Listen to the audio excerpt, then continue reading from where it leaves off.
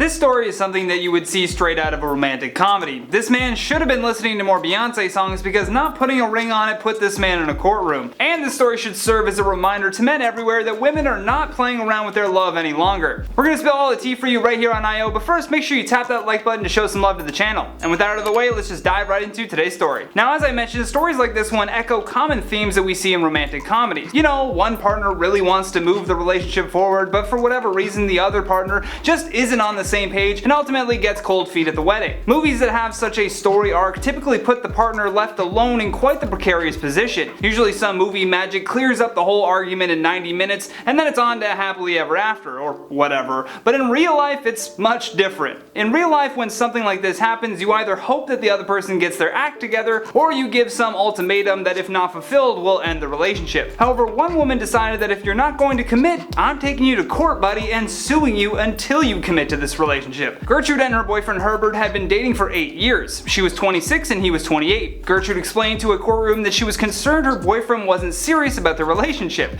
Now, clearly if you've been dating someone for 8 years, there must be something special that they have, although Gertrude explained how she had simply grown tired of waiting for Herbert to pop the question. This especially became concerning to her after he apparently promised that he would marry her at some point. Unfortunately for Herbert, some point wasn't soon enough, and in Gertrude's opinion, she believed that her time had been wasted. In a statement to the judge, she is quoted as saying, "He has never been serious. That is why I brought him to the court, because I deserve to know the way forward and our future." Although this story gets much more complicated than even necessary, really. Apparently Herbert just isn't leading Gertrude on. He has been slacking on proposing because he just can't afford it. So rather than this being due to a lack of interest, it's entirely a financial situation that this woman made him explain in a courtroom. Herbert explained that he had only been putting off asking the big question until he can financially afford to be more stable and give her a proper wedding. That being said, he may have shot himself in the foot when he added that Gertrude isn't the perfect girlfriend. Ooh, dude, you never say that. A claim that was backed by Herbert as he told the judge that Gertrude doesn't pay him enough attention. I'd say she's giving you all the attention right now. I mean,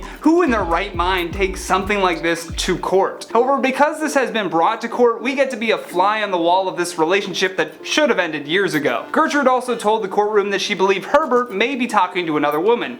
Gasp. Now I feel like I'm just reading the transcript to an episode of Jerry Springer. This is certainly just a strange case for the judge to take a look at. I mean, how can you sue someone for not feeling financially stable enough to settle down? You can't really do that, is the honest answer. Plus, if there is some cheating going on that's become a concern for Gertrude, well then that's an entirely different conversation. However, the idea that any of this needed to be brought into a courtroom seems like such a colossal waste of time and resources. The judge agreed that this case was insane on its face, and instead of forcing Herbert to marry Gertrude, he simply suggested that reconciliation was their best option. Due to there being no evidence of a marriage between them, there's not really anything the courts can do with this. So settling their issues outside of court is definitely the best option. With that though, let's check out some of your comments from the video titled Zodiac Killer Mystery Solved 51 Years Later. Gross SCV says, "Never thought we'd get an answer for those decryptions. Seemed like he would never get caught."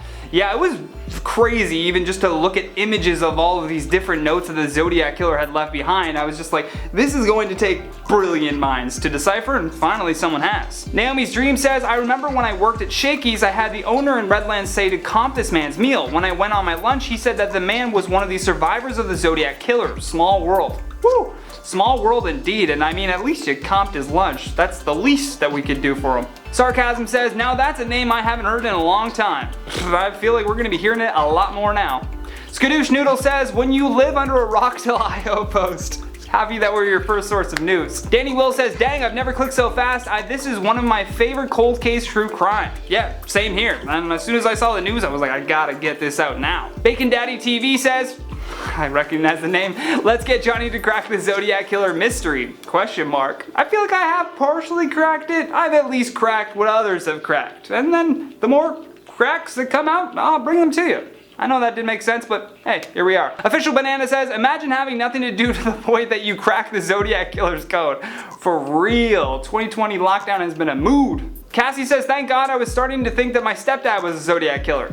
Well, we haven't exactly identified who the killer is, so there's still a possibility. I mean, if you don't like him and you want your mom to be with someone else, say that he's a Zodiac Killer. I don't know. I'm not telling you what to do. Either way, that has been today's video. I've been your host, Johnny Rogers, and until next time, stay classy.